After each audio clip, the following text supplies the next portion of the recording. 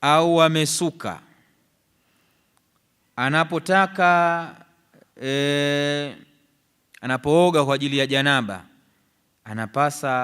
anapaswa kufumua nywele zake zile ili akoge? Jawabu ni kwamba hakuna kitu kama hicho. Wala yajibu ala almar'a naqdhu sha'riha fi alghusl min aljanaba walzamuha dhalika fi alghusl min alhayd. Si wajibu kwa mwanamama mwanamke kufumua nywele zake anapooga kwa ajili ya kujitaharisha ili kuondosha janaba katika mwili wake, si wajibu. Ingekuwa sasa kazi ni ngumu, futana mwenza wake inabidi afumue nywele usiku huo, ama ni usiku mathalan aoge, sasa kama hawezi kufumua nywele na asubuhi na alfajiri, ingekuwa ni mtihani. Na baadhi wanazuoni wakasema hata haid halikadhalika hakuna ulazima wa kuesua nywele. Lakini haikuishia hapo, hata anapokoshwa maiti, hapa ndio kuna gogoro huwa linakuja.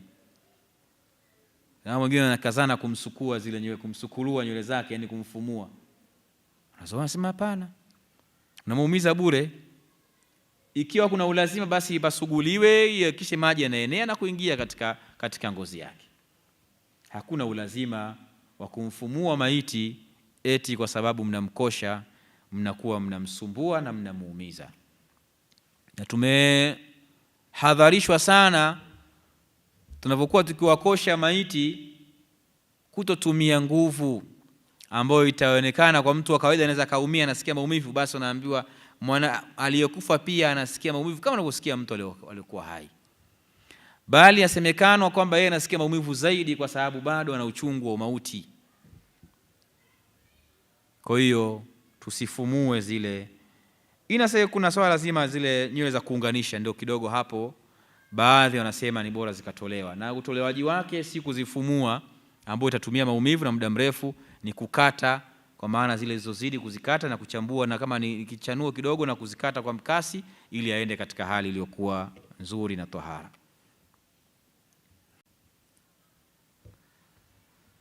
Na haya ya kutochambua ama kutofumua nywele tunayapata pia katika mafunzo ya mtume wetu Muhammad sallallahu alayhi wasallam. Kuna hadithi ya Ummu Salama radhiyallahu anha, anasema qultu ya Rasulallah, nilisema mjumbe wa Allah, inni imra'atun ashaddu sufrin ra'si afa anqudhuhu li ghusli aljanabah, mimi mwanamama ambao nina nywele nyingi na nazisuka nywele hizo na nakuwa na uzito katika kuzifumua, je, nizifumue kwa ajili ya kuoga kwa ajili ya janaba?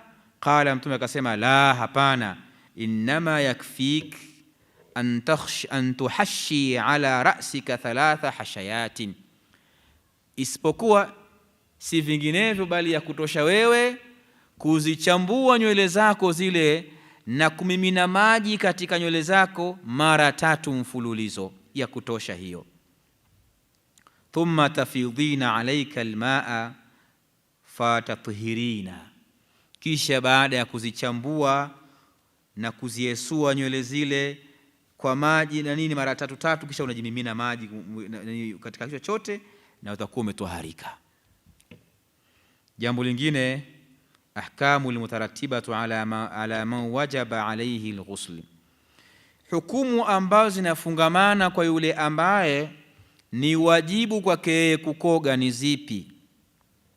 Moja, la yajuzu lahu almukthu fi almasjid illa abiri sabili, qawlihi ta'ala wala junuban illa abiri sabilin, hairuhusi kukaa msikitini kwa mtu mwenye janaba hata hedhi halikadhalika, isipokuwa mpita njia, kwamba hakuna namna, lazima upite hapo ukapate huduma fulani, au kuna jambo limetokea inabidi uende upande wa pili wa msikiti, au sehemu hata ya kina mama utakoenda au ya kina baba, kuna jambo lazima uingie hapo, utapita, lakini si kukaa ukiwa na janaba, mwanamke au mwanaume. Halikadhalika hedhi hivyo hivyo, akiwa na hedhi mwanamke au nifas, haruhusi kukaa msikitini, ila kupita kwa dharura chap inaruhusiwa, ila ajistiri tu, asije akaacha athari ya damu maeneo ya msikiti ambayo itakuwa ni najisi ya kunajisi eneo la kuswalia. Kwa hiyo haijuzu kwake kukaa msikitini kwa aya niliyoisoma hapo mwanzo inayopatikana katika sura ya 4 aya 43 sura An-Nisa, anasema wala junuban, wala mtu mwenye janaba hapaswi kukaa msikitini illa abiri sabilin, isipokuwa mpita njia. Fa idha tawadda jaza al-maksu ala al-masjid lithubuti dhalika an jama'ati min as-sahabati ala ahdi an-nabi sallallahu alayhi wasallam lianna al-wudu'u yukhaffifu al-hadath wal-wudu'u ahadu at-tuhurayn. Kuna kauli pia za wanazuoni husemwa kwamba akitaka ima akitawadha na janaba lake na hedhi yake au nifasi yake akatawadha, yuruhusiwa kukaa msikitini kwa dharura, kwa kauli za baadhi ya wanazuoni kwamba maswahaba radhiallahu anhum walionekana wakifanya hivyo zama za mtume wetu Muhammad sallallahu alaihi wasallam, naye hakuwakataza. Na udhu ni moja katika tahara mbili, tahara ya kukoga na tahara ya kutawadha. Hayo ni baadhi ya maneno, lakini wanazuoni wengi wamekubaliana hakuna jinsi ya kukaa msikitini mpaka mtu awe ametoharika na kukoga. Jambo la pili, yajuzu lahu masul mushafi liqaulihi ta'ala la yamassuhu illa almutahharun. Haipaswi pia kugusa msahafu, kauli ya Allah isemayo katika suratul Waqi'a sura ya 40 ngapi kama sikosei, aya 89, anasema la yamassuhu, haugusi huo msahafu wa Qur'ani illa almutahharun, isipokuwa wale waliokuwa tahara ndio wanapaswa kuugusa. Na kauli ya mtume semayo la yamassul mushaf illa tahir, hapaswi kugusa msahafu siku yule ambaye yuko tahara. Kwa haya yanakatazwa kwa mtu mwenye janaba, haidha wa nifas. La tatu, la juzu lahu qira'atul Qur'ani. Hili ndio lina ikhtilafu nyingi sasa.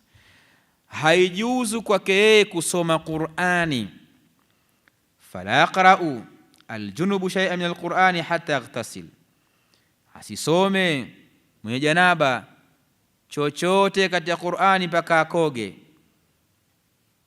Li hadithi Ali radhiyallahu anhu qala kana alayhi salatu wassalam la yamna'uhu min qira'ati alquran shay'un illa aljanaba, alikuwa mtume rehma amazo yake hakimzuili chochote kusoma Qur'ani isipokuwa jambo la janaba tu. Baadhi ya wanazuoni wakasema hukumu hii ni katika janaba peke yake, lakini hukumu ya hedhi na nifas anaruhusiwa mwanamama kusoma Qur'ani kwa sababu inachukua muda mrefu. Lakini baadhi ya wanazuoni wakasema hapana, naye pia haruhusiwi. Lakini kauli za wanazuoni wengi pia zikazungumzwa kwamba wanaruhusiwa kusoma Qur'ani mwenye janaba, mwenye hedhi, mwenye nifas, alimradi asishike msahafu. Wakatoa ruhusa ambayo imewekwa katika Uislamu ya adhkari na nyiradi mbalimbali. Wanaruhusiwa kufanya nyiradi kama nyiradi na adhkari ya mauradi wameruhusiwa kufanya, na uradi mara nyingi una Qur'ani ndani yake. Uradi ni dua, Rabbana atina fi dunya hasana, hiyo ni dua na ni aya na nyingine nyingi. Rabbana hab lana min azwajina wa dhurriyyatina qurrata a'yunin waj'alna lilmuttaqina imama, ni dua, ni uradi, ni adhkari, ni nyiradi hii, lakini pia ni aya.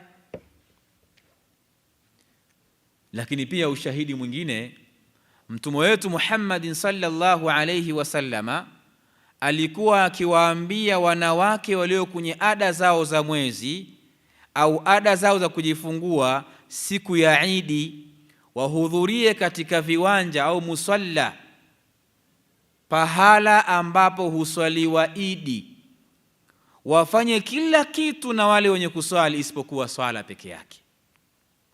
Na ndio hikma pia ya sunna ambayo ni muakkada iliyokotezwa kuswaliwa swala za Idi viwanjani.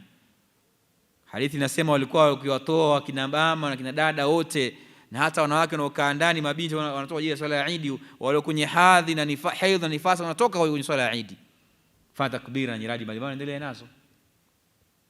Pia wakatoa shahidi mwingine katika ibada ya haji, Mtume wetu Muhammad sallallahu alayhi wasallama alimwambia Bi Aisha radhiyallahu anha afanye ibada zote zinazotakiwa katika haji isipokuwa kutufu, kuzunguka al-Kaaba. Zina nyiradi mbalimbali, zina aya. Kuna sehemu ukifika unasoma aya, inna safa wal marwata min sha'airillah, katika kukimbia kati ya kilima Safa na Marwa. Kuna sunna ya kutamka maneno haya ambayo ni aya, inna safa, haika kilima Safa, wal marwa, na Marwa, kilima Marwa, min sha'airillah, katika alama za uwepo wa Allah subhanahu wa ta'ala. Lakini mwanadamu pia anastahiki, kuna aya, kuna hadithi nyingi zinamtaka mtu kabla ya kulala katika sunna asome muawwadhatain, yani qul a'udhu birabbil falaq, qul a'udhu bin nas, na ikhlas, qul wallahu ahad mara 3. Ayat kursi aisome, kisha apulizie katika nini, viganja vyake, na ajipakae mwili mzima isipokuwa asiguse sehemu za siri. Ni Qur'ani pia hiyo. Kwa hiyo kauli ambayo ni nzito, wanazuoni wamezungumza, ina hoja nyingi sana, ni kwamba yuwaruhusiwa leo kwenye janaba, mahedhi ya manifas kusoma Qur'ani bila tu kuishika Qur'ani. Imeeleweka Wayuhram aidha, jambo la 4 ambalo ni haramu kwa mtu mwenye hedhi au nifasi janaba ni kuswali. La 5 ni kutufu ama kuzunguka al-Kaaba. Na nukta nyingine bila shaka ndio ya mwisho katika mazungumzo yetu ya leo, al-aghsalu al-mustahabba, majosho yapendezayo, yani majosho ama kuoga ambako ni sunna, si lazima, si wajibu. Tumeona kule aina 4 kama sikosei za kuoga kwa lazima: mtu ambaye ametoka na manii kwa njia yote ile, mtu aliyojiotea kama peke yake, mtu aliyosilimu au kuritadi akaingia arudi na Uislamu takiwa akoge, na maiti takiwa afanye nini?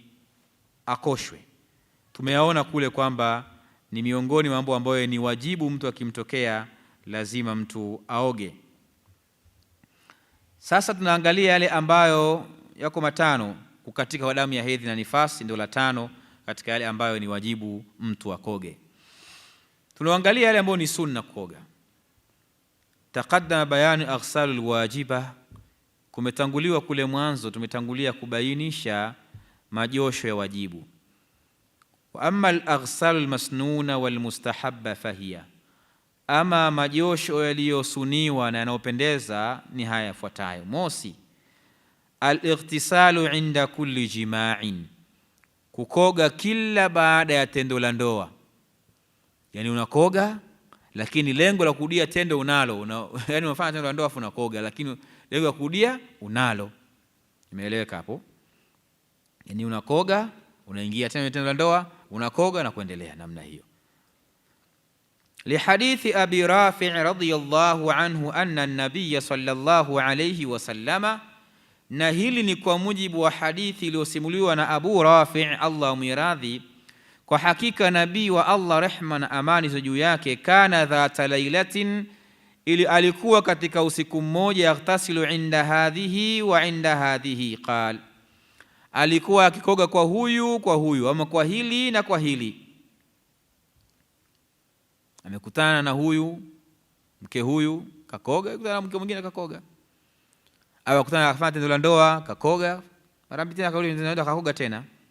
Qala, kasema, faqultu ya rasul Allah ala taj'aluhu wahida, nikasema kumwambia Mtume. Abu Rafi anasema, kwani usifanye josho moja peke yake? Qala, Mtume akasema, hadha azka wa atyab wa athhar, hili ni azka, lapendeza mno, latakasa mno, linafanya mtu atakasike mno, wa atyab, na ni zuri, wa athhar, na la kujitoharisha zaidi vizuri. Maana yake ni vizuri kufanya hivyo.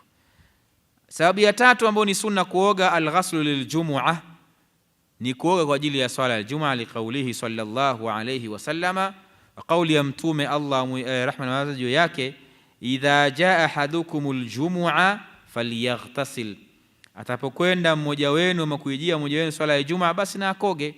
Wa huwa akadul aghsalul mustahabba, na hili josho kwa ajili ya swala ya Jumaa ndiyo josho lilokokotezwa zaidi, yani ndiyo linotiliwa mkazo zaidi katika sunna, miongoni mwa majosho ambayo ni mustahaba, yanapendeza kuyakoga.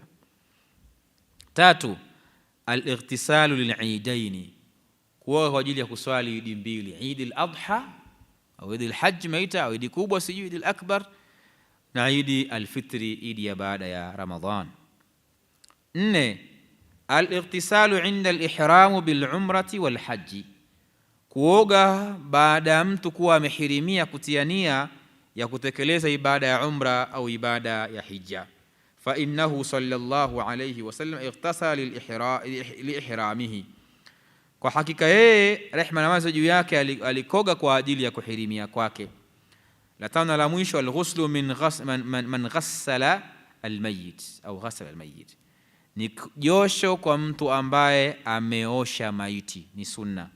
Liqaulihi sallallahu alayhi wasallama, wa qauli ya mtume isemayo, man ghassala mayitan falyaghtasil, yeyote atakayeosha maiti basi naye akoge. Hayo ndiyo ambayo tumeweza kuyakusanya siku hii leo katika mlango mzuri na wa muhimu mno, mlango wa kukoga. Wallahu a'lam. Insha Allah darasa ijayo tutaingia katika mlango muhimu pia, nao ni mlango wa at-tayammum, kukusudia au kutayammam. Tuliozoea tutaangalia yanayofungamana hilo na mlango tutakamilisha insha Allah katika darasa ijayo biidhnillahi ta'ala.